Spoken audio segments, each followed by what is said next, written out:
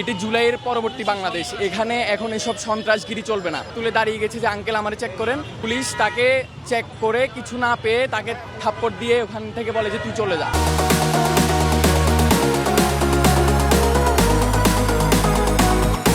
Police কি ভুলে গেছে যে তারা কি করছে আওয়ামী লীগের টাইমে?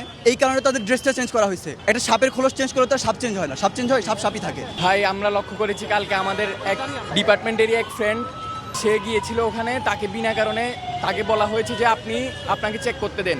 সে হাত তুলে দাঁড়িয়ে গেছে যে আঙ্কেল আমারে চেক করেন, বাট পুলিশ তাকে চেক করে কিছু না পেয়ে তাকে থাপ্পড় দিয়ে ওখান থেকে বলে যে তুই চলে যা। এটা কোন ধরনের ব্যবহার?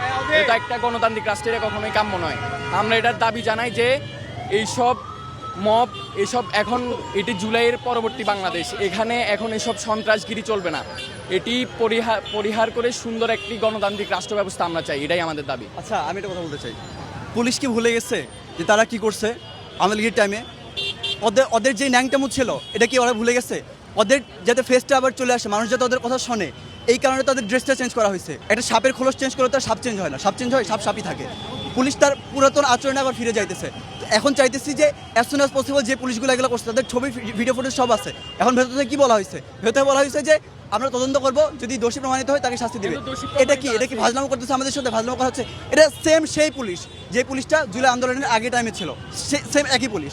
আমাদের ডিপার্টমেন্টের একটা ছেলে যেটা বললো, ও কোনো কিছু করে না, কালকে ফাইনাল পরীক্ষা চলতেছে, ও ট্রমানিক কেমনে পরীক্ষা দিবে, কেমনে এক্সাম দিব। শুধু আজকে না, কয়েকদিন আগে যখন হাদি ভাইয়ের বিচারের জন্য আমরা ওখানে শাহবাগে আসছিলাম, ওইখানে আমার একটা ফ্রেন্ড, আমরা একই অফিস থেকে আসতেছিলাম কাজ করে, ও ফ্রেন্ড আমার অফিস থেকে আসছে, ওকে মারছে। ও ভ্যাকেশনে যাবে ছেলে কয়েকদিন পরে। দাবি আদায় তো বললাম তো, আমরা জাস্ট বিচার চাচ্ছি। আমরা কি চাচ্ছি? এমন কিছু চাচ্ছি না, কিন্তু পুলিশ এই সময় এসে আমাদের সাথে ফাজলামো করতেছে। আর আরেকটা বিষয় এখানে বলতে চাই যে আমাদেরকে অ্যাজ সুন অ্যাজ, মানে এই সময় আমাদেরকে সতর্ক হতে হবে। কয়েকদিন আগে দেখলাম একটা দাড়িটুকু বলে একটা ভাইকে পুলিশ এইভাবে সেমভাবে মারছে, তখন কিন্তু এই করা হয় না। তো তখন যদি প্রতিরোধ করা হতো, এই কাজটা কিন্তু হইতো না। সেমভাবে আমরা যদি এখনই পুলিশকে প্রতিহত না করি, পুলিশকে যদি সেই পর্যাপ্ত পরিমাণে উপযুক্ত শাস্তি না দেওয়া হয়, তাহলে কিন্তু পুলিশ ঠিক হবে না। সেই পুলিশ সেই সরকার আমলে, আগে সরকার আমলে সে পুলিশে ফিরে যাবে।